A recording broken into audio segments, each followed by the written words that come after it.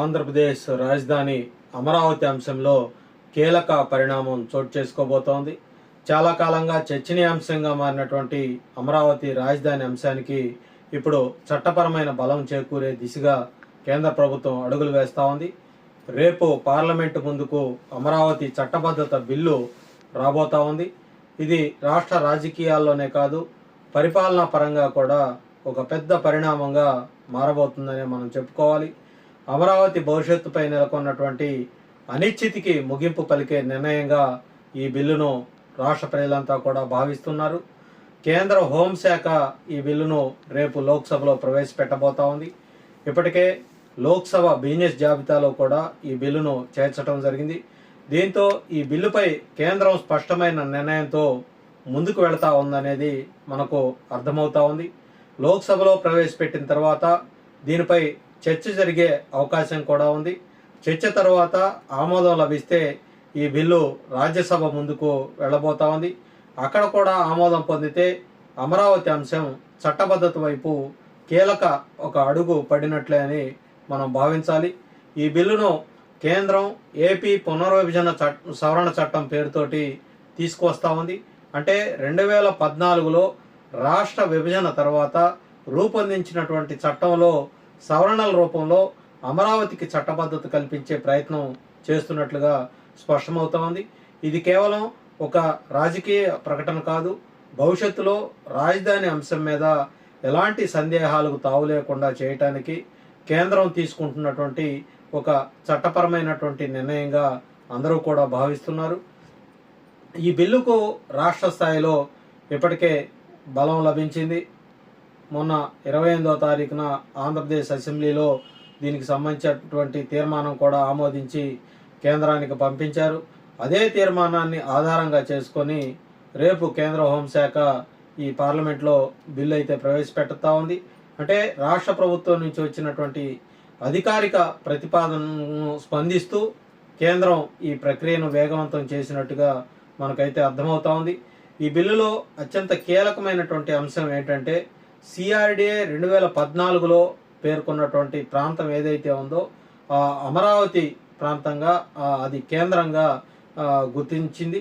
అంటే అప్పట్లో రాజధాని కోసం నిర్ణయించినటువంటి ప్రాంతానికే ఇప్పుడు చట్టపరమైన గుర్తింపు ఇవ్వబోతున్నట్లు స్పష్టమవుతోంది.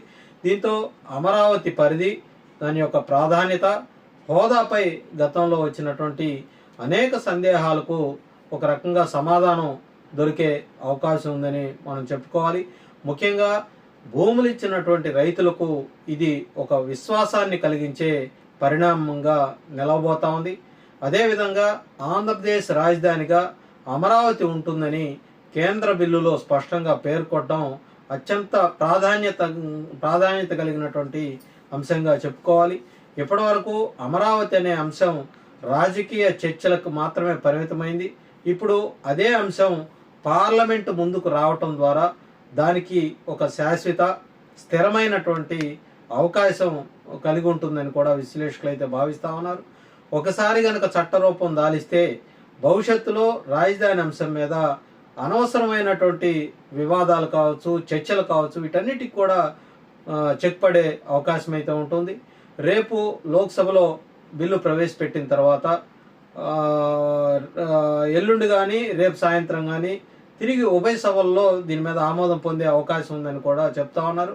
లోక్సభ, రాజ్యసభల ఆమోదం తర్వాత కేంద్ర కేబినెట్ దీనికి సంబంధించినటువంటి పోస్ట్ ఫ్యాక్ట్ రాటిఫికేషన్ ఉంటుంది. ఆ తర్వాత బిల్లును రాష్ట్రపతికి పంపిస్తారు. రాష్ట్రపతి ఆమోదం లభించిన తర్వాత కేంద్రం గెజిట్ నోటిఫికేషన్ విడుదల చేయబోతా ఉంది. ఆ క్షణం నుంచి అమరావతి పూర్తి స్థాయి చట్టబద్ధత లభించినట్టు అవుతుంది. ఈ పరిణామం కేవలం ఒక రాజకీయ పరిమితుల్లోనే ఆగిపోయే పరిస్థితి కాదు. అమరావతి ప్రాంత అభివృద్ధి, అలాగే మౌలిక సదుపాయాలు, ప్రభుత్వ కార్యాలయాల నిర్మాణం, పెట్టుబడులు, రియల్ ఎస్టేట్, విద్యా, వైద్య రంగాలపై మీద కూడా దీని ప్రభావం పడే అవకాశం ఉందని నిపుణులు అయితే అంచనా వేస్తా ఉన్నారు. చాలా కాలంగా ఎదురు చూస్తున్నటువంటి రాజధాని రైతులు, ఈ ప్రాంతానికి సంబంధించినటువంటి ప్రజలు, పెట్టుబడిదారులు అందరూ కూడా ఇప్పుడు ఈ బిల్లుపై ఎన్నో ఆశలు పెట్టుకున్నారు. చట్టబద్ధత కనుక లభిస్తే అమరావతి అభివృద్ధి పనులకు మళ్ళీ స్పీడ్ అందుకునే అవకాశం ఉందని వాళ్ళంతా కూడా భావిస్తూ ఉన్నారు.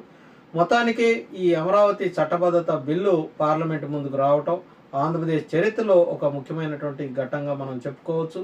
ఇది కేవలం ఒక బిల్లు మాత్రమే కాదు, ఎన్నో ఏళ్లుగా కొనసాగుతున్నటువంటి ఒక అనిశ్చితికి చట్టపరమైనటువంటి సమాధానం చెప్పే ప్రయత్నంగా మనం చూడాలి. ఇప్పుడు అందరి చూపు రేపు పార్లమెంటు సమావేశం మీదే ఉంది. అమరావతి భవిష్యత్తు నిర్ణయించే ఈ చారిత్రాత్మకమైనటువంటి దశగా రేపటి రోజు నిలిచే అవకాశం ఉందని కూడా అందరూ భావిస్తూ ఉన్నారు.